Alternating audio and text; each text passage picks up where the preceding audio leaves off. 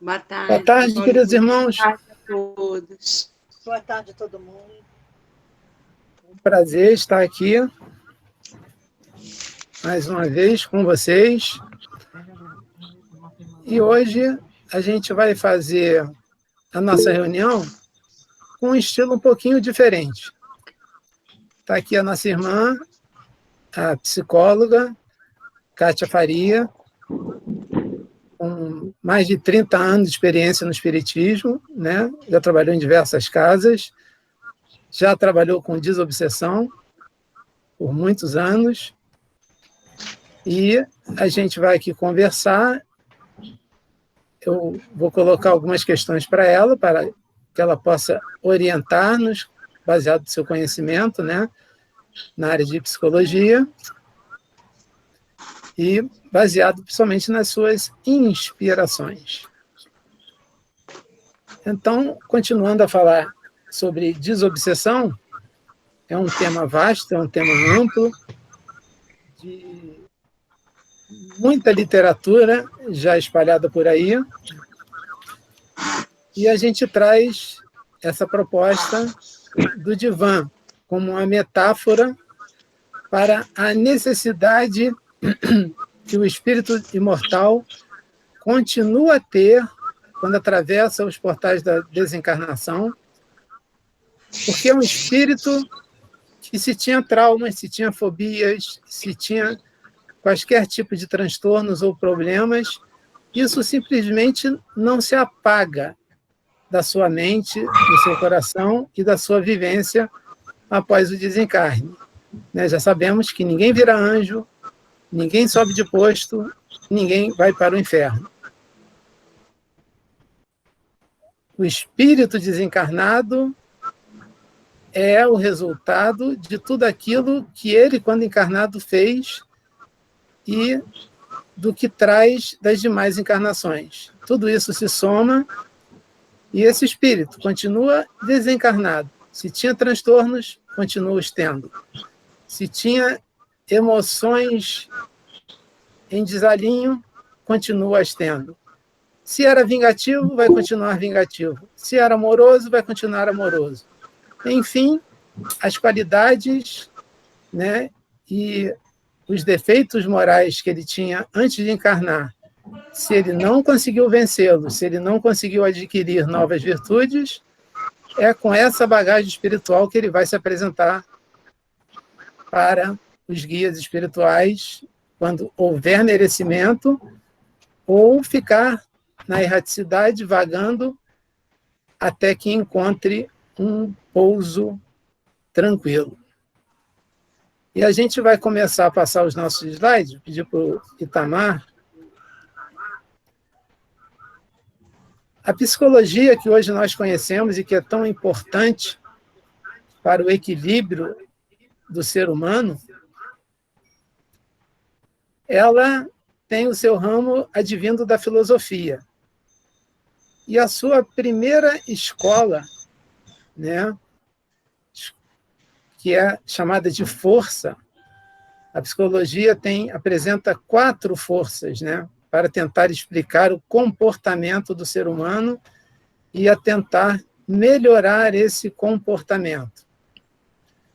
Então, a primeira força organizada, que visava principalmente transformar a psicologia em uma ciência, ela se baseou no comportamento, no estudo dos comportamentos, das suas causas, dos seus efeitos, e através do controle. Tamar, pode ir passando. E através do controle, né, e da possível previsão, né? A primeira força, então, é chamada de psicologia comportamental, ou behaviorista. A segunda força, trazida por Freud, Sigmund Freud, seria a psicanálise. A terceira força seria a psicologia humanista. E a quarta força, a psicologia transpessoal. Vamos ver o que cada uma delas tentou trazer para a variação dos comportamentos humanos.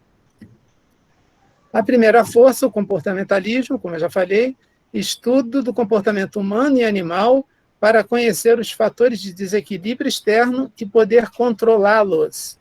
Então, a partir do momento que eu tenho uma experiência e tenho um resultado que eu posso controlar, que eu posso mensurar, eu posso dar áreas de ciência para a psicologia. Chega um tempo que somente o comportamento parece não explicar os problemas da psique humana. E é quando surge Freud, né, que estuda o mecanismo psíquico consciente e inconsciente, mostrando a gente, né, a figura do iceberg, que coloca o consciente como aquela partezinha que está fora da água. E a gente tem muito mais guardado dentro do nosso inconsciente, proveniente das experiências, principalmente tidas em vidas passadas. A terceira força, está no próximo, Itamar? É a psicologia humanista, que começa a tentar entender o ser humano, o espírito humano, através de um escopo mais abrangente. Busca o desenvolvimento das potencialidades humanas, do seu crescimento, do seu melhoramento, da reforma íntima, como nos fala o Espiritismo. Acredita que os seres humanos são mais do que a soma das partes. E houve o tempo em que a ciência procurava aprender sobre as coisas, reduzindo as coisas a pequenos pedaços. E ao explicar esses pequenos pedaços, ela poderia explicar o todo. Esse ser humano tem livre-arbítrio e é responsável pelos seus atos. E a quarta força, que é a transpessoal, que faz o estudo da consciência nos mais diversos níveis. Acredita em uma dimensão espiritual do ser humano e no ser humano, superando a si mesmo, mais do que numa briga externa, numa briga interna, para atingir esses mais elevados níveis de consciência. E depois dessa explicação rasteira, né, sobre as quatro forças, é muito mais profundo, né, o estudo que se deve fazer sobre isso.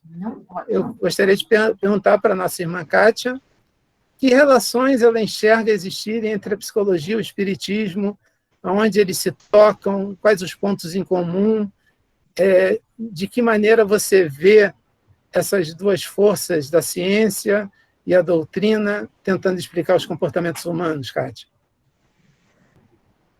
Então, a psicologia estuda realmente o comportamento humano-animal, mas é uma ciência que trata dos estados e processos mentais. Quando o behaviorismo ou o comportamentalismo, que é a primeira força da psicologia, cabe perfeitamente a definição de que a abordagem comportamental surgiu trazendo em si a noção de que era possível prever o comportamento humano ou animal, pois esse comportamento sempre era determinado por uma série de variáveis. Se fosse possível conhecer todas as variáveis, seria possível prever o comportamento do indivíduo. Isso se ele fosse movido por um robô, não é? Que mesmo que a gente espere um comportamento de uma pessoa, ele pode ser totalmente diferente daquilo que a gente possa imaginar, porque não dá para... Eles achavam que seria possível controlar o comportamento, manipulando as variáveis determinantes daquele comportamento. Então, afirmando que o ser humano é condicionado, assim como os animais. Realmente não é diferente um pouco, não. Sim, mas limita-se apenas a isso. Uma criança birrenta que pede um doce. A mãe diz que não vai dar e a criança dá um ataque daqueles que a gente às vezes vê no shopping. Aí, depois que a mãe está pagando aquele mico, ela sai correndo e vai comprar o doce para a criança ficar quieta. Condicionamento. Ela percebe que toda vez que ela fizer birra, ela vai ganhar um doce. Aí o que tem que se fazer para descondicionar? Toda vez que ela chorar, não dá o doce. Vai ter que suportar isso um pouco para descondicionar o padrão de comportamento adquirido por uma educação, por uma má educação nesse sentido, né? Então, o que ela usou também os experimentos dos animais Mas o Skinner, que é o pai do behaviorismo, ele diz que esse comportamento não admite a liberdade de escolha ao ser humano. Aí eu coloco, cadê o livre-arbítrio, né? A educação, a cultura que se adquire da casa, da religião, ou de qualquer que seja um segmento sagrado ou divino. Então, Skinner não acreditou nesse. Não dá para controlar os comportamentos, você ficaria sem liberdade. Então, ela representa assim a tentativa mais bem-sucedida de adequar a psicologia ao modelo tradicional de ciência. Aí, então, faz críticas de outras abordagens e tudo. Mas, em 1900, vem a segunda força, que é o Freud, a força é a psicanálise, e a grande inovação trazida foi introduzir na psicologia a noção do inconsciente. A visão psicanalítica fala que a mente humana é composta por uma parte consciente e uma parte inconsciente. A consciente contém todos os conhecimentos e informações que utilizamos conscientemente. Pensamentos, emoções conhecidas, reflexões, tudo está lá. Mas é uma parte muito pequena da mente e a outra, o inconsciente, muito maior que a parte consciência. Lá estão nossos instintos, impulsos primitivos e as coisas que não aceitamos sobre nós mesmos, que Jung vai chamar de lado sombra, né? Porque a gente coloca tudo lá na sacola. Então, a gente já tem acesso à parte do consciente. Mas acontece que essa parte inconsciente, olha como ela já começa a entrar um pouco assim, no que a doutrina espírita nos traz, né? Ela, como ela está lá na sacola, os instintos, os impulsos e as coisas que não aceitamos sobre nós mesmos, então a gente não tem essa parte. Mas ela funciona e governa nossos comportamentos, independente da nossa vontade. Aí a gente vai pensar lá no Evangelho, quando Kardec fala das nossas, domar as nossas tendências e inclinações. Então, a parte que a gente não aceita, mas muitas vezes não, é sempre a parte que nós trazemos no nosso inconsciente e que a gente não gosta, mas a nossa tendência é para esses comportamentos, uma repetição, independente da nossa vontade. Depois, enquanto essa parte desconhecida vai governando o nosso comportamento, não temos controle pleno sobre os nossos atos. Então, o trabalho do psicanalista seria trazer os conteúdos inconscientes para a consciência, de modo que se tenha a possibilidade de se tomar decisões mais de acordo com nossa vontade consciente. Aí o Freud identificou lá alguns instrumentos para que ele pudesse acessar esse inconsciente. Primeiro, ele trabalhou com a hipnose, depois abandonou-a, encontrando outros métodos mais eficientes para ele. Os principais, ele diz que são os sonhos, o método da associação livre, os atos falhos, os lapsos. Ele afirmou que os sonhos são uma realização de desejos inconscientes. Até pode ser, não é? Porque às vezes a gente sonha com. Tem lapsos do passado, tem sonhos que a gente percebe que são sonhos do passado, não deixam de ser os desejos inconscientes que vêm para o consciente. Então, no sonho acontece, às vezes, aquilo que a gente deseja. Mas sempre é um desejo que nós mesmos não aceitamos que possuímos, normalmente por razões morais. E aí, se a gente tem uma briga com o pai, no mesmo dia sonha que ele estava caindo num abismo, ele faz a associação que, por causa disso, eu não posso nem pensar que eu desejei que meu pai morresse, eu sonho com isso porque foi um desejo inconsciente.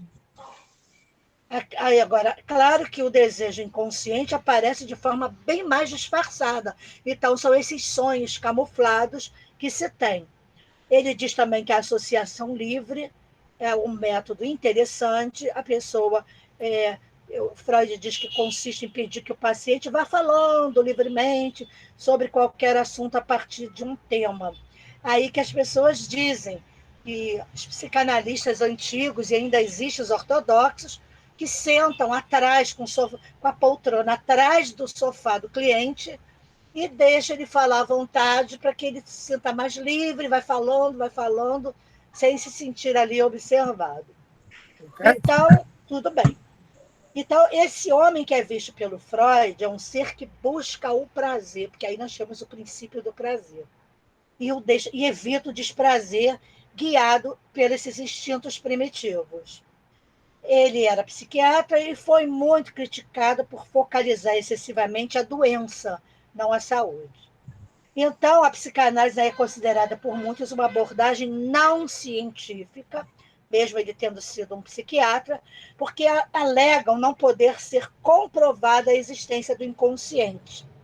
Então, ele diz que aí outra crítica que se faz à psicanálise refere-se ao que se chama determinismo psíquico. O homem não tem liberdade de escolha, uma vez que está sempre guiado por desejos de inconsciente. Então, aí esgotou a parte espiritual. Ele parou aí e acabou, então não tem essa identificação que a gente possa se chamar de a mais parecida, mas elas já são, pelo que eu percebo, uma introdução, desde o comportamento, agora também com Freud, vem com o inconsciente, e veio a psicologia humanista como terceira força, porque ela surgiu entre as décadas de 50 e de 60. Mas ela tem uma crítica às duas forças anteriores, a primeira e a segunda. Porque eu queria fazer uma pergunta. Posso? Pode, o tempo está passando.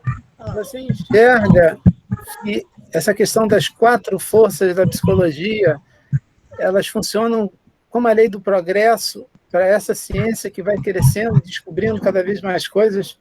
Sim, sim, tanto que Freud, quando estava com acho que os 80 anos, sei lá, eu não sou freudiana, então eu não tenho uma leitura profunda, só das partes, só da base da psicanálise. Eu não tenho uma leitura profunda porque eu nunca me dediquei a tempo nenhum a fazer psicanálise, então nunca me interessei profundamente.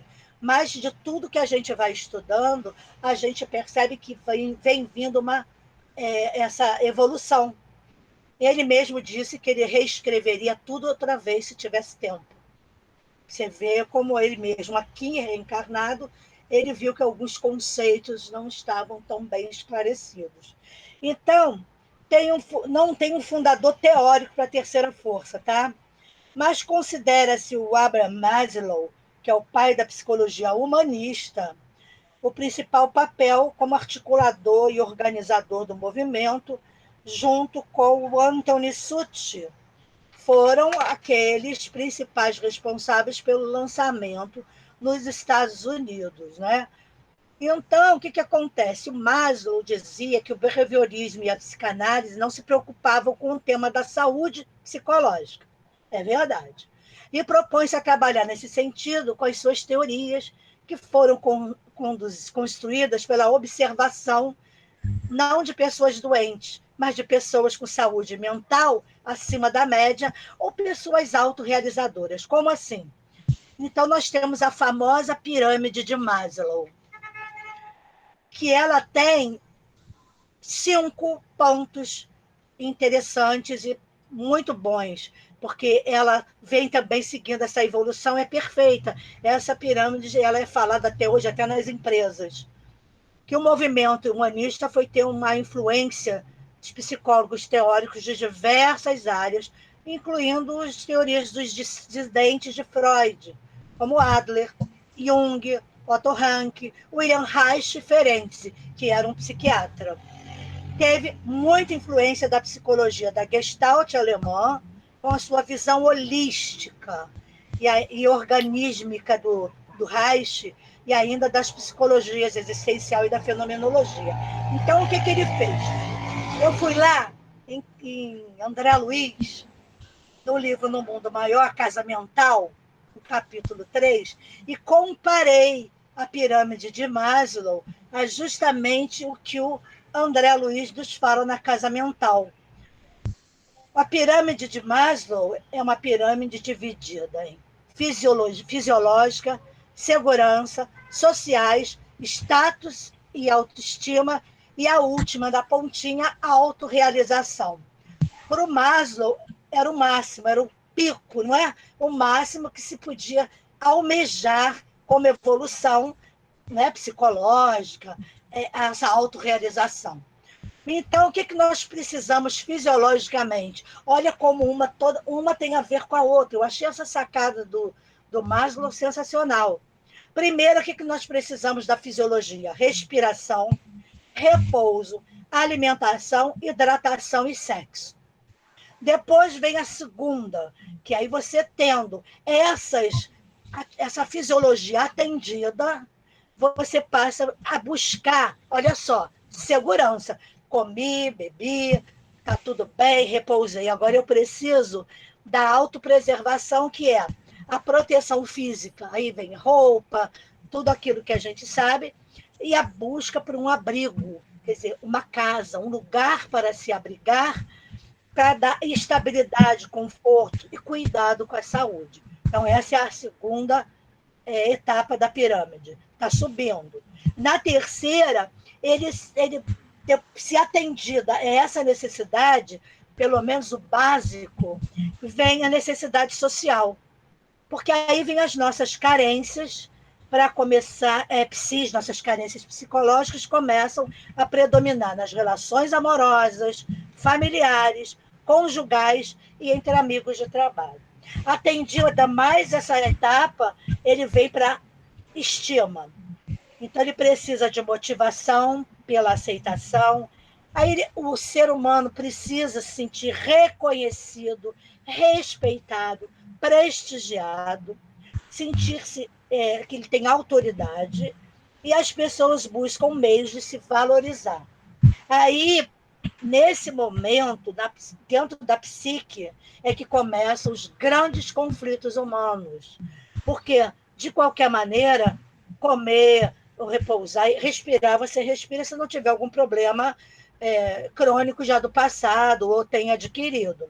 Mas a alimentação, por mais que a pessoa não tenha como comer uma coisa das mais altas, né, proteínas, mas sempre tem uma coisa para comer, bebe água, e faz sexo, né, porque a reprodução humana, a sexualidade humana é uma coisa, o sexo é outra. E então, acontece vir as frustrações pelas motivações de aceitação, não aceitar sua condição, seu estado, aí começam muitos conflitos.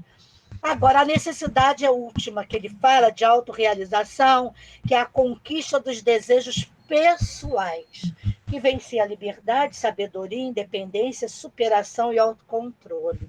Só que não para aí. Por quê? Disse Lacan, que eu também não sou lacaniana, ele é mais rigoroso que o Freud. O Lacan é discípulo do Freud, então ele diz que nós somos sujeitos do desejo, somos seres desejantes. Não somos assim? Agora que eu comprei minha casa, agora eu vou comprar uma casa de praia ou então de campo. Agora eu vou comprar um barco. Nunca você se sente autorrealizado aqui com as coisas materiais. Então, esse autocontrole, essa independência, essa separação, essa superação de conflitos, de todas essas necessidades, já são mais profundas. E a Joana, exatamente, vem falar sobre isso, quando ela fala da necessidade, né, do autoconhecimento para você conseguir a autorrealização, a plenitude. Então, o que acontece? Depois vem o movimento humanista. Esse movimento é humanista, que é o terceiro movimento, que vem a quarta força, que seria a psicologia transpessoal.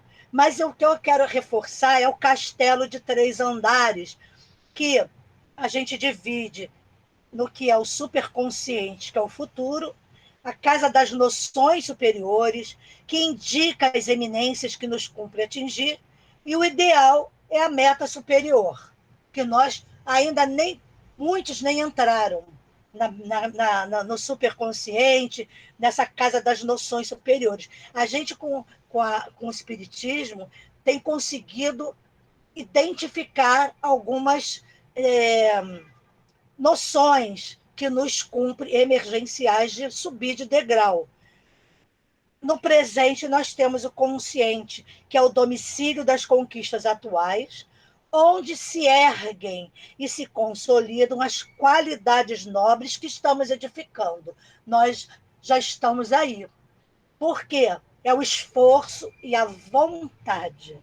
Porque o subconsciente, que é o passado, é a residência dos nossos impulsos automáticos, aquele que a gente faz e nem percebe. Ela simboliza o sumário vivo dos serviços realizados. São os hábitos de automatismo, que quem explica isso muito bem é a teoria cognitivo-comportamental, a famosa TCC. Ela explica o que são esses hábitos automáticos. Nós não vamos parar aqui, porque senão vai demorar muito. Isso dá uma palestra Em enorme. relação à pirâmide de Maslow que você falou, né? Espíritos de um mundo de provas e expiações, você colocaria em que degraus dessa pirâmide? Nenhum degrau. Todos podem estar. Isso não. Essa pirâmide não tem nada a ver com os 3 andares do André Luiz, tá? Eu só quis dizer como estamos dentro de uma verdade, a psicologia já está caminhando para essa busca mais espiritualizada, do superconsciente, como diz a transpessoal. Por quê?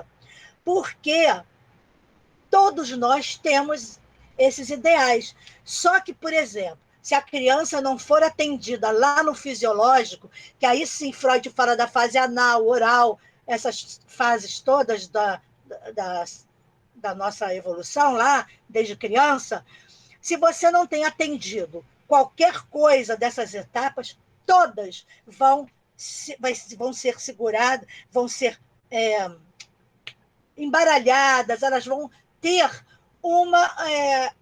sempre vai ter um reflexo, isso que eu quero dizer, da 4ª e da 5ª necessidade. Se você não teve atendida, a criança não foi atendida de pequena, com a proteção, de ter um abrigo para morar, disso tudo, isso vão surgir daí conflitos, esquemas de crenças limitantes, de crenças que faz o esquema e são difíceis de serem removidas. Claro, hoje com as técnicas modernas, claro que trabalhando isso em terapia você consegue remover, porque você mesmo nem percebe que existem essas crenças limitantes em você. Aí vem a 4ª força, que é a psicologia transpessoal, diferente das 3, porque ela surgiu como consequência da 3ª força, porque Maslow percebeu que essa autorrealização, ele percebeu que o homem não consegue atingir essa autorrealização, ele foi percebendo essa coisa do ser desejante, de querer sempre mais e mais e mais. É positivo quando se quer alcançar a espiritualidade, mas se torna limitante se você só quer alcançar as coisas daqui ou agora. Então, você veja que já se aproxima um pouco mais da filosofia, da doutrina espírita. Então, com essa ampliação, foi o próprio Maslow e o Suti que eles implementaram, começaram a estudar essas forças, essa 4ª força, articulando esse movimento humanista para organizar e dar um corpo ao movimento transpessoal, que vem ser muito junto com a terapia, com o olhar holístico, que é do todo, o homem integral, que Joana até fala no seu 2º livro, O Homem Integral. Então, esse movimento vai se iniciar em 69 e depois vai ser fundado em 72. E esse movimento, ele inicia um surgimento quando os psicólogos humanistas começam a observar nos atendimentos clínicos o quê?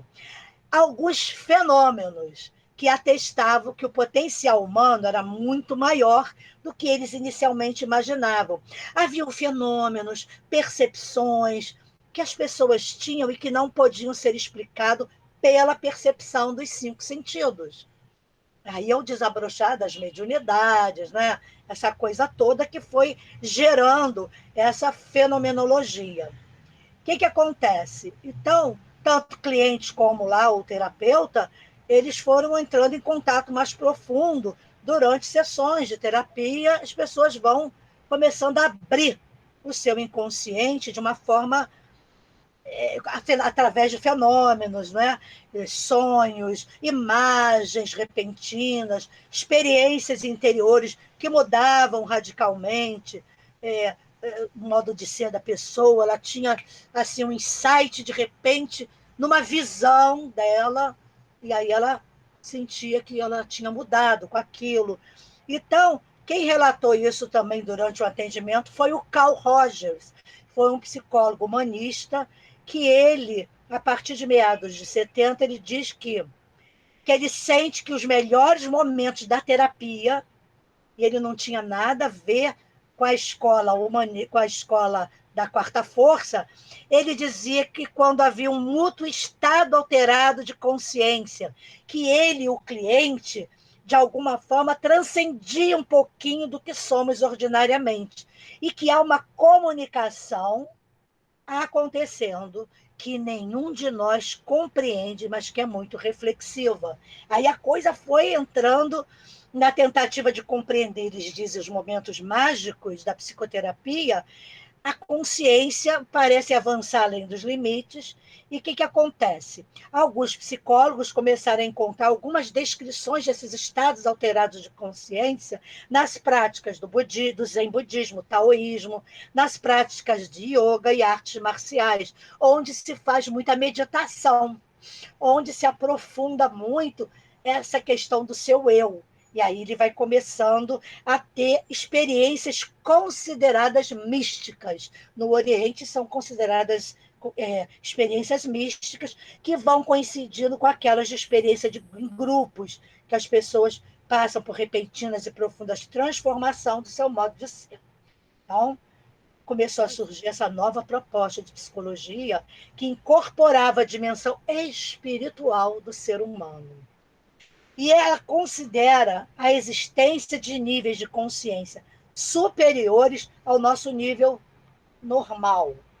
Então, essa terapia, essa força transpessoal, aí começam a chegar mais pessoas que faziam experiências com as drogas psicodélicas. Stanislav Grof, psiquiatra, trabalhou junto com a esposa dele, acho que é Cristina Grof, se eu não me engano, com as experiências psicodélicas, que eram através de como Freud fez na cocaína, na droga, assim, ele fez também com as experiências psicodélicas. Freud abandonou essa questão porque ele via que alterava, e como médico ele viu que causava dependência. Então ele cortou isso. Mas o Stanislav Grof, ele veio, e o Aldous Huxley, eu não sei falar o nome dele, Huxley. Esse cara e o Stanislav Grof incorporaram essa visão até trazida pela física quântica. Eles entraram também por aí. O Stanislav Grof parou com as experiências psicodélicas, até porque era proibido. E também ele viu que levava à dependência. Agora, ele criou uma respiração chamada respiração holotrópica, que essa respiração consistia em respirar, para entrar em estado alterado, de você começar a respirar, aumentando a respiração. Mas só que quem é cardíaco não pode fazer. Aí, quando aconteceu um acidente, ele viu também que essa respiração, você não precisava respirar dessa forma para entrar em estado alterado de consciência. Então... Bufava, né, Cátia? Ah? Ele bufava, né? Isso. Quem é cardíaco não pode respirar dessa forma. Você sai do teu... Né? Então, afirmando que a consciência pode intervir diretamente na realidade, reafirmando a autorrealização dos humanistas e incluir a noção de autotranscendência, a necessidade de superar a si mesmo, enquanto a pessoa, para atingir níveis mais elevados de consciência, veio o nome de transpessoal, que sai do pessoal, do consciente, do corpo para a mente, e mais do que a mente, para o espírito. Como Ken Wilber, que é um dos maiores filósofos da atualidade, é grande teórico da linha transpessoal e não é psicólogo. Ele tem trabalhos, livros que tem que se estudar em grupo. Ken Wilber é muito difícil de ser estudado. Então, em 77, o Ken Wilber propôs um modelo que chamou de espectro da consciência. Tem um mapa sobre isso, dificílimo de estudar, porque tem que ser uma pessoa que tenha muita experiência com Ken Wilber, de leitura, de estudo, para dar essas aulas, que não é o meu caso. Eu não conseguiria dar aula de Ken Wilber. Ele aponta aqui a existência de diversos níveis de consciência. Então, o que acontece com cada abordagem dessa? Agora, na visão da Joana, a gente percebe o quanto nós fomos evoluindo. Mas chegou um ponto que não dava para ficar evoluindo só com fenômeno, igual a doutrina espírita, veja bem. Só o fenômeno não trazia essa autorrealização. Então vem a psicologia, um bracinho da psicologia transpessoal, que é a hipnose, visualização, autocura, todos os tipos de meditação, surgindo a psicologia positiva. Essa eu posso falar. Pode ser considerado uma quinta força, Kátia? Não. Ou está cedo? Não, está cedo ainda. Ela é considerada uma abordagem da psicologia transpessoal, que é a árvore onde você consegue. Só que a Joana, ela sacou isso muito bem, claro, só podia ser ela, falando através dos seus livros de psicologia profunda, as boas práticas que ela cita nos livros mais atuais dela.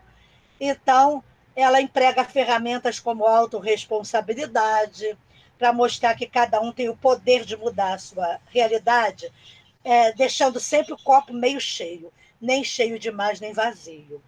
Então, é preciso ter um cérebro, que a psicologia positiva é uma ciência e que ela traz para a gente a grande pergunta, que foi uma pesquisa científica do Seligman sobre a felicidade, o que é a felicidade para a psicologia positiva. Quer dizer, pode-se medir, através de estatísticas, de pesquisa científica, medir a felicidade.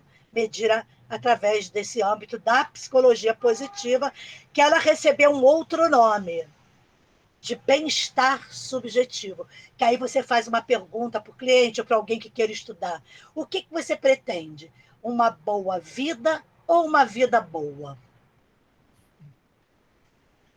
Aí é o bem-estar subjetivo, já que esses elementos que compõem esse estado são diferentes de pessoa para pessoa. Então, ela estuda a emoção positiva, que é o bem-estar, que depende daquilo que sentimos sobre nós mesmos. Ela fala do sentido da vida, no sentido na vida, que é também subjetivo e objetivo, e a realização positiva, relacionamentos positivos. E assim ela traz para a gente perfeitamente a mensagem de Joana de Ângeles. Por quê? Porque a Joana de Ângeles diz, em Refletindo a Alma, ela diz o seguinte: ela conclui que a tarefa da psicologia espírita é tornar-se ponte entre os notáveis contributos dos estudos ancestrais dos eminentes psicólogos, oferecendo-lhes uma ponte com o pensamento espiritista, que ilumina os desvãos e os abismos do inconsciente individual e coletivo, que são os arquétipos, os impulsos e tendências, os conflitos e tormentos, as aspirações de beleza, do ideal, da busca da plenitude, como decorrência dos logros íntimos de cada ser na sua larga escalada reencarnacionista. Aí a gente falou da missão, né? Kardec, quando ele pergunta o que viria, né? Que veio aí a pandemia, mas as emoções positivas, existem 4 construções para você ter foco na psicologia positiva. Emoção positiva, engajamento, sentido na vida e realização positiva. Totalmente uma fala espiritual, espiritualista, vamos dizer assim. Então, quando você diz, eu li o que você me mandou, quais as forças da psicologia se tocam totalmente na psicologia transpessoal, mas junto com a psicologia positiva, porque aí ela fica mais objetiva. O que eu quero alcançar, como a Joana fala, de autorrealização, de plenitude? Os pontos em comuns são esses que eu acabei de falar da psicologia positiva, que a doutrina de Jesus já nos trouxe, a Joana, com a psicologia espírita, mastiga todas essas necessidades que nós temos. Então, quando se fala de trabalhos de desobsessão, esses irmãos que estão desencarnados somos nós, mesmo nível, até muitas vezes até abaixo, mas às vezes com conhecimento super acima, que são os pseudo-sábios. A gente sabe dessa escala. Agora, como você vai fazer esse trabalho com os espíritos? A cartilha, que ninguém erra, Desobsessão, de André Luiz. Aqui está a cartilha que dá o norte para uma reunião de desobsessão. Como você faz para conversar com os espíritos, e nós, médios que trabalhamos na fala, eu sempre aceitei isso perfeitamente como médios esclarecedores, porque nós não doutrinamos ninguém, não doutrinamos nem as nossas tendências e inclinações. A primeira conversa com o espírito é de amorosidade, de acolhimento, e a fala pode ser uma fala de acordo com o que a gente entende sobre o que pede André Luiz para se conversar com os espíritos. Agora, se ele tem um toque, vamos supor, aqui André Luiz fala sobre isso. Se ele, por exemplo, eu tenho uma formação e uma pós-graduação em hipnose. Então, ele diz aqui que muitas vezes, quando o esclarecedor tem dificuldades, o mentor ele se aproxima e ele conduz o trabalho através de uma hipnose com o espírito, até com regressão, que também é uma área da transpessoal, das técnicas de Tem regressão.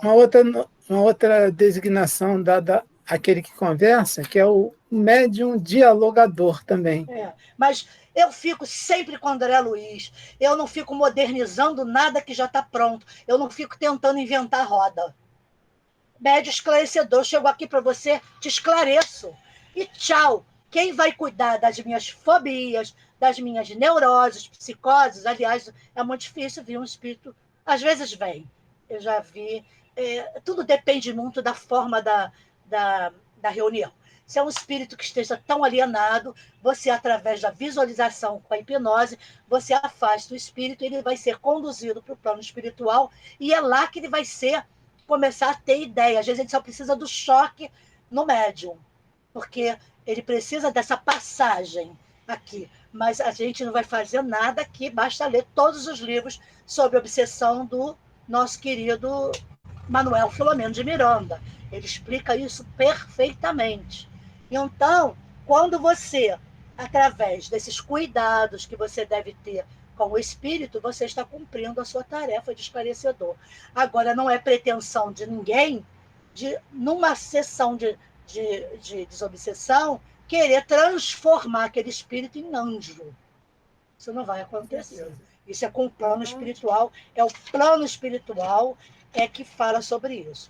Então, eu vou contar rapidamente sobre um fenômeno que aconteceu comigo. Porque já são 18 anos estudando Joana e muitos fenômenos para comprovar que realmente eu tenho uma tarefa nessa área. Tá? Vamos deixar para o segundo tempo? Sim, mas deixa eu só falar que a psicologia positiva ela é otimista quanto ao futuro. Ela diz para a gente expressar gratidão. Olha aí o espiritismo.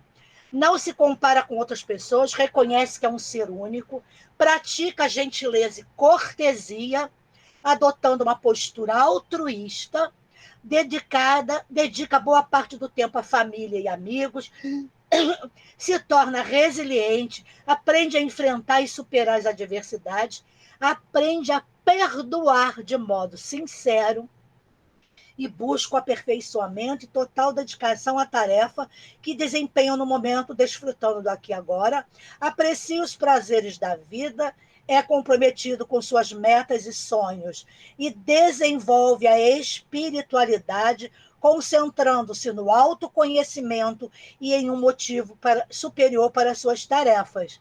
Prazeres da vida de bem-estar, que ele quer dizer aqui. Não é prazeres de ir para bar, balada, não é isso. Ele fala de um prazer assim, mais evoluído, né? Aquela coisa gostosa de estar com a família, da sua religião, seja ela qual for. Acontece Eu que ele não... vou fazer uma citação aqui do apóstolo Paulo, e aí você encerra com a prece, e no segundo tempo, que a gente vai combinar para as próximas semanas, que foi só o início, né? A gente continua. Paulo aos Coríntios, capítulo 4, versículo 16. Ainda que o nosso homem exterior se corrompa, o interior, contudo, se renova dia a dia.